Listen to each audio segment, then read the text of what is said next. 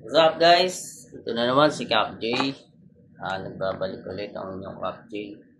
So, this is Sam Cap J kay Slim. Panoorin natin ngayon ang bagong videos na aking review dito sa aking print vlog sa pangalang Kuya Architect. So, kung di ako nagkakamali sa tong architect or engineer architect. So, ang nakalagay sa kanya is scheme code, ano ang dapat mong malaman. So, medyo malalim yun. So, hindi lang basta gagamit ka ng scheme code at kung ano yung pwede mong malaman sa scheme code. So, panoorin natin. Ito ang isa sa pinakausong finishing material sa mga pinapatayo natin bahay. Pero talaga bang kailangan natin ang scheme code para sa ating mga model? Ano-ano nga ba ang mga advantages nito at paano ito tamang i-apply? So, i-like na rin natin dahil naka-subscribe na tayo.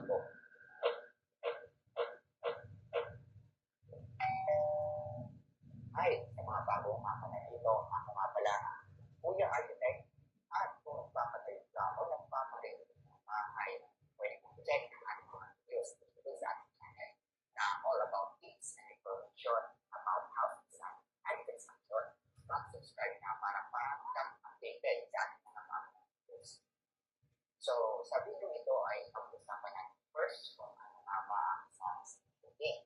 Ano-ano ang mga advantages sa paggamit ito. Ang gamit ito ayon sa market at tamang proseso ng application ito. At ito ba mga mahalagang informasyon na dapat malaman. So, disclaimer na lang din ulit. Kasi, itong videos na to, tungkol sa mga architect and engineer, so medyo malalim itong pag-uusapan natin. Tungkol sa paano yung, magkano yung marketing, advance, at kung bakit kailangan ng scheme code. So, kayo nga bahala mag-judge at kung paano yung tama at proseso sa pag-handle ng isang pin.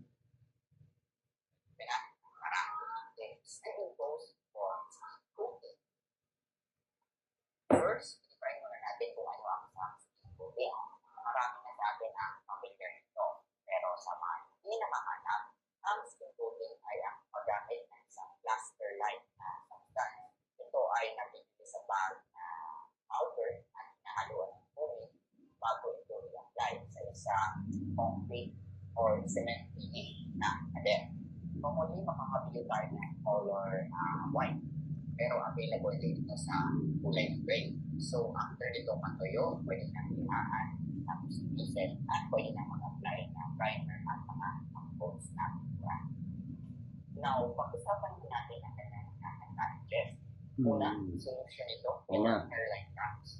Well, kung gagamit na tayo ng cement plaster o sa ating mga pader para i-ready na nga yung ating wall, ay may tendency itong magkaroon ng mga hairline cracks. Maaaring sa exposure sa temperature, sa moisture, or sa structural na movement.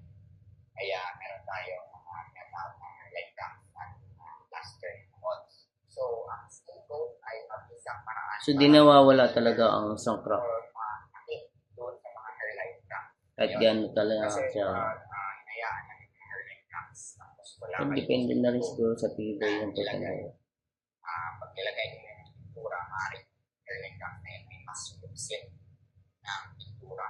Or kaya naman, mas hindi matuyo ang part na yun. Kaya may tendency magpili o magbalan yung pintura sa parte yun. Kasi nga sa youth effect ng isang pintura. So again, isang remedy for hairline cracks ay ang application na.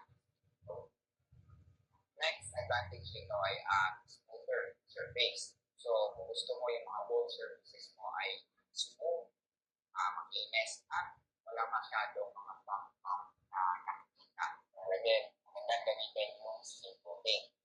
Unlike kasi sa isang traditional na cement plaster lang, ang scheme code ay pwede mong lihaan or isang at maalis na yung mga uneven surfaces dahil na again, kailangan ito mapantay yung surface nyo. So, for aesthetic-wise, reduce improving para sa ating mga wall surfaces. Another advantage ito ay saving the painting works.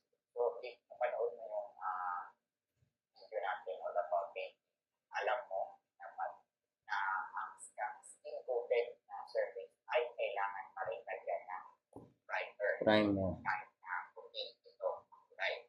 Dahil nga, So ayaw ko paunahan na kasi siyempre engineer naman yan. Architect din siya. So siya talagang ay maaaring may authorization kung paano mag-apply.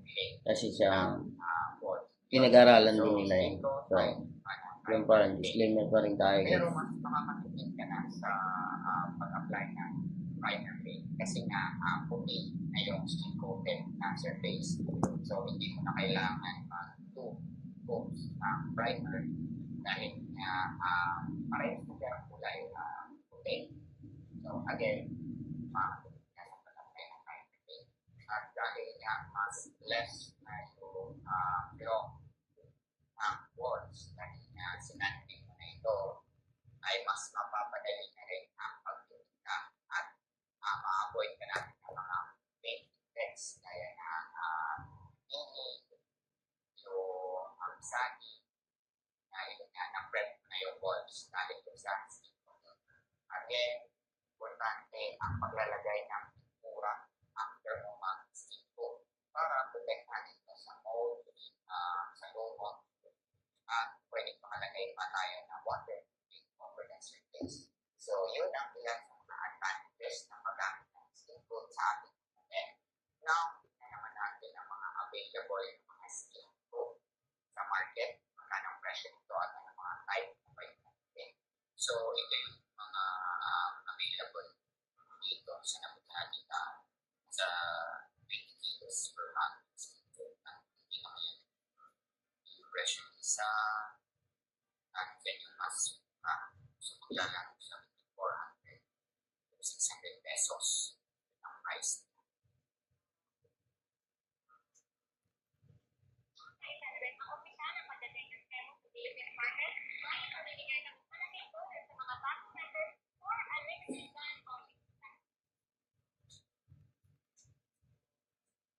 Now, after natin mapanood ang mga available skin coat ito sa market, pag-usapan naman natin ang mga tamang paraan sa pag-apply ito.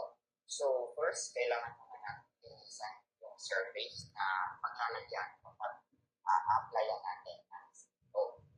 Hindi advisable na naka-CHP o nakahalo lang, hindi lang yung wall para lagyan ng skin coat.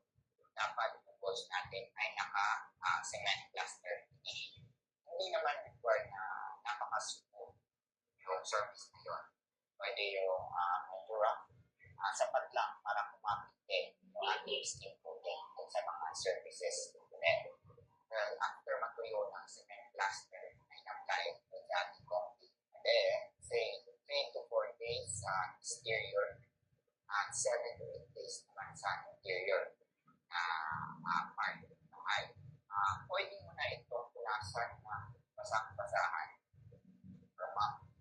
basta maalis lang yung mga extra ng cement powder sa surface at papang-madumi. Hindi po natin yan ay ating surface. Kailangan talagang malinis. At syempre, patuyuin na rin yung surface nila. Now, kailangan pa bang ilasunin yung ating concrete walls bago mag-apply ng skin coat? Well, hindi na kailangan. Pwede nang diretso ang pag-apply ng skin coat. Siguraduhin lang na malinis na yung ating surface. Now, pag na-prep mo na yung surface, maghalo na ng skin coat powder at tubig sa isang bande.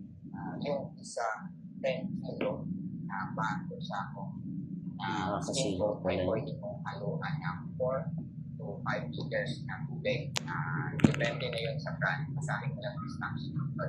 Pero most likely, ganun yung water to skin coat powder. So, siyempre, again, kailangan itong haluin para makuha yung perfect consistency. Pag ito, siyempre, mas effective ang paggamit ng electric mixer or yung electric ladle sa paghahalo doon sa mixture ng silikone, no? Para iwasan yung mixture at again makuha mo yung tamang consistency.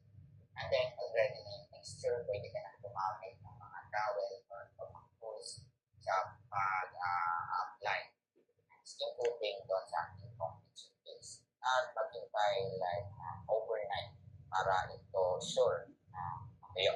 So after matuyo nito ay pwede mo na itong lihaan.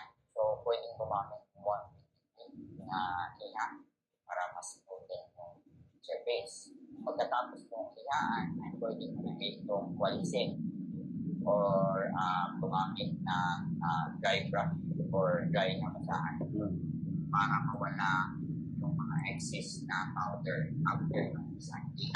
And after mo itong malinisan, pwede nang mag-apply ng primer paint. No? Anyway, So alam na alam ni architect all talaga. about painting. Kahit di man siya nag-work sa painting. Ng magandang kulay sa iba't ibang parte ng iyong bahay. Mapa interior o exterior part. So, learn about different types of paints, color scheme, color psychology, at iba pang bagay about sa pwede mo itong panoorin after this video. So, ayun ang ilang information all about skin coating. Sana ay nakatulong ang video ito at may natutunan kayo. Again, kung may pinapagawa ang bahay, please check ang ating iba pang videos para sa mga information and details all about house design and construction para makatulong din yun sa iyo. Kung may katanungan nyo tungkol So yun guys, napanood din naman yung videos niya. So kung kayo may opinion o gustong itanong sa kanya, subscribe nyo lang yung pangalan niyang Kuya Architect. So, disclaimer pa rin, kasi sa base sa pagka approach niya dun sa is talagang siya yung nakakaalam ng paano paggamit at pagbili sa marketing ng skin ko. So yun lang guys. At sana may natutunan tayo sa videos na yun. At kung kayo na rin ang bahala mag-text.